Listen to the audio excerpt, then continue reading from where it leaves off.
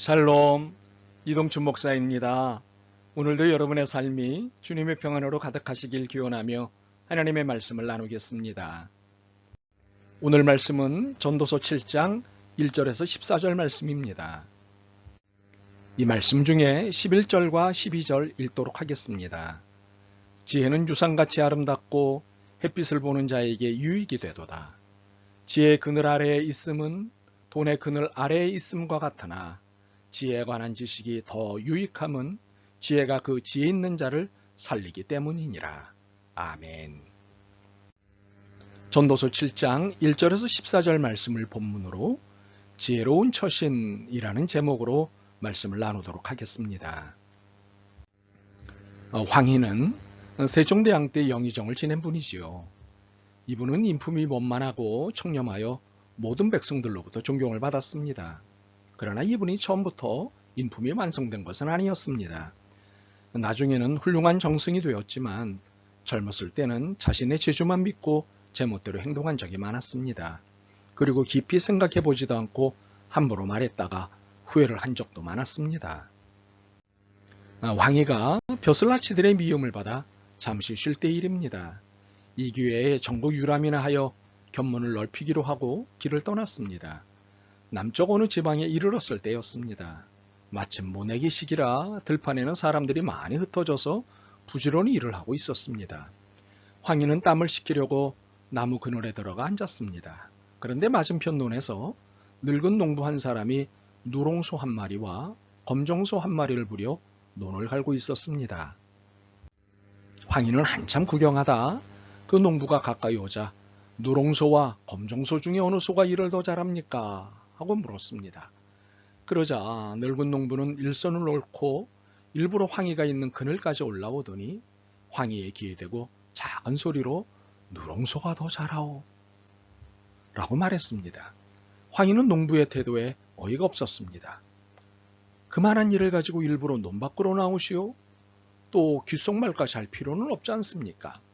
늙은 농부는 이 말에 얼굴을 붉히며 대답하였습니다. 두 마리가 다 힘들어 일하고 있는데 어느 한쪽이 더 잘한다고 하면 못한다고 하는 쪽의 소는 기분 나빠할 것 아니요?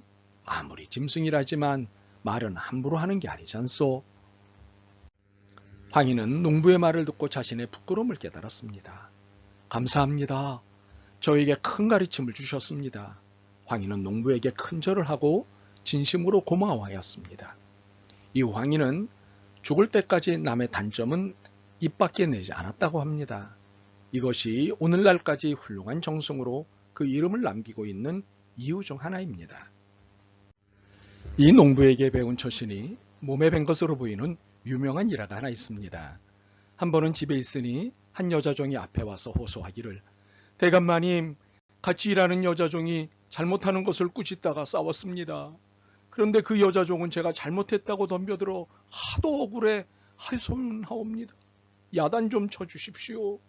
이러고는 우는 것이었습니다. 이 황희는 그래 내 말이 옳다 나가서 일해라 하고 달래서 내보냈습니다. 얼마 후 그 상대 여자종이 화를 내며 들어와서는 대감마님은 잘 모르셔서 그러시지만 사실은 제 잘못이 아니고 저 여자종이 잘못해서 싸운 것입니다. 그런데 그 아이 말만 들으시고 옳다고 하시니 저는 너무 억울합니다. 하고 울면서 호소하자 황희는 내 말도 옳으니 울지 말고 나가서 일해라 하면서 내보냈습니다. 옆에서 이러한 황희의 소사를 보고 있던 조카가 따지듯이 말했습니다. 숙부님, 두 사람이 싸웠으니 한쪽이 옳으면 한쪽이 그런 것인데 어찌 양쪽이 모두 옳다고 하십니까? 이 말에 황희는 웃으며 너의 말 또한 역시 옳은 말이다 고 말하고는 끝내 분명하게 밝혀 따지려 하지 않았다고 합니다. 우리는 늘 처신의 문제에 부딪힙니다. 어떤 처신이 나와 상대방을 다 유익하게 할까 하는 고민 속에 살고 있습니다. 이럴 때 황희의 처신은 곱씹어 볼 만합니다. 그의 처신은 지혜로운 처신이었기 때문입니다. 전도서 기자는 이런 유형의 지혜를 11절에서 이렇게 표현하였습니다. 지혜는 유상같이 아름답고 햇빛을 보는 자에게 유익이 되도다. 지혜왕이 기도했던 솔로몬은 오늘의 본문을 통해 유산같이 아름다운 지혜로운 처신에 대해 몇 가지 제안을 합니다. 첫 번째는 잔치집보다는 초상집을 먼저 다녀오라고 합니다. 사람은 보통 슬픔보다는 기쁨을 선호하고 심각한 것보다는 재미있는 것을 선호합니다. 그래서 초상집보다는 잔치집에 가는 것을 좋아합니다. 그러나 솔로몬은 이와는 다르게 권면합니다. 잔치집에 가기보다는 초상집에 가라고 합니다. 그 이유가 무엇일까요? 세 가지가 있는데 첫 번째, 모든 사람의 끝을 볼 수 있는 곳이 초상집이기 때문입니다. 2절이 말씀하는 바입니다. 죽음은 어느 누구도 피해갈 수 없는 사실입니다. 바로 이런 죽음 앞에 자신을 돌아보라는 것입니다. 두 번째는 슬픔이 웃음보다 마음에 유익하기 때문이라고 3절에 말씀을 합니다. 웃음은 가벼울 수 있지만 슬픔은 우리를 인생의 진지함으로 초대를 합니다. 세 번째로는 잔치집은 사람이 적어도 여전히 즐겁지만 초상집은 사람이 많아도 여전히 슬프기 때문이라고 4절에 말씀합니다. 상대방의 슬픔을 나누는 것은 기쁨을 나누는 것보다 많은 수고가 필요합니다. 수고가 필요한 일에 헌신하는 것이 믿음의 사람의 도리이기 때문이지요. 두 번째로 아첨과 뇌물보다는 정직을 택하라고 말씀합니다. 5절에서 7절입니다. 솔로몬은 아첨에 대해 직설적인 표현을 합니다. 지혜로운 사람의 책망을 듣는 것이 우매한 자들의 노래를 듣는 것보다 나으니라 5절 말씀이지요. 여기서 우매한 자들의 노래라는 것은 아첨을 뜻합니다. 입에 발린 소리라고도 하는 아첨은 6절의 표현대로 손 밑에서 가시나무가 타는 소리 같습니다. 가시나무는 탁탁 소리를 내며 탑니다. 왜냐하면 가시가 있기 때문이지요. 뇌물은 부정직한 것을 유도하고 아첨은 부정직을 합리화시킵니다. 정당하지 않은 것을 정당한 것으로 포장하는 것이 뇌물이고 아첨이지요. 이것들은 결국 우매와 패망의 길로 가게 합니다. 그래서 솔로몬은 정직이라는 처신을 권하는 것입니다. 세 번째로 급한 마음보다는 참는 마음을 가지라고 합니다. 8절에서 10절의 권면입니다. 결과를 보기도 전에 화를 내는 사람은 대부분 이를 그르치는 경향이 있습니다.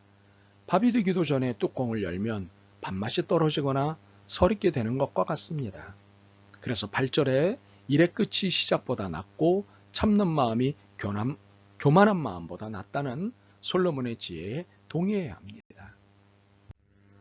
또한 현재 일에 불만을 품으면서 과거에 연연하는 것은 급한 마음을 가진 사람들에게서 종종 볼 수 있는 모습입니다. 이들은 대부분 과거지향적입니다. 그러나 이것은 지혜가 아니고 바른 처신이 아닙니다.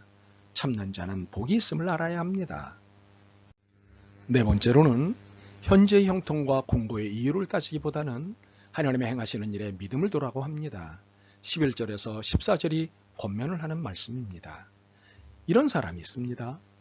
잘 되면 잘 되는 대로 시무룩하고 안 되면 안 되는 대로 시무룩한 사람이 있습니다. 안 돼서 시무룩한 것이야 이해가 되지만 잘 되는데도 시무룩한 것은 이해가 되지 않습니다.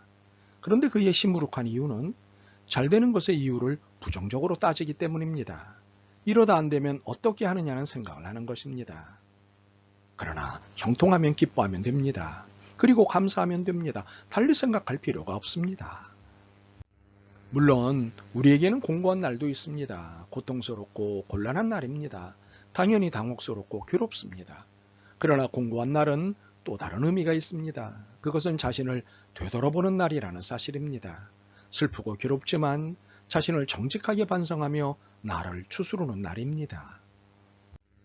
사실 형통과 공고는 번갈아 가며 오기도 하고 동시에 오기도 합니다. 본문은 두 가지 이유를 설명합니다. 첫 번째로는 우리의 장래일을 알지 못하게 하기 위해서입니다. 왜 그럴까요? 두 가지 이유가 있는데 하나는 시간은 하나님의 영역이기 때문이고 다른 하나는 현재의 최선을 다하라는 이유 때문입니다. 그리고 두 번째로 하나님이 행하시는 것을 의지하게 하기 위해서입니다. 하나님은 형통을 주실 수도 있고 공고를 주실 수도 있는 분입니다. 하나님은 생사화복의 주관자이십니다. 그러므로 모든 것이 하나님께 달려있음을 알 때 우리의 삶의 처신이 바르지 않을 수 없는 것입니다.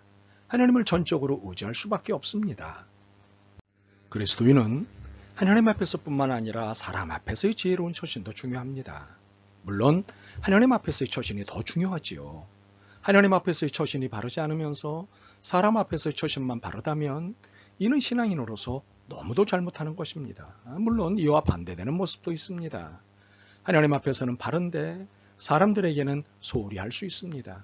그러나 이 또한 옳지 않습니다. 분명한 것은 하나님은 우리의 삶에 바른 처신을 기대하신다는 사실입니다.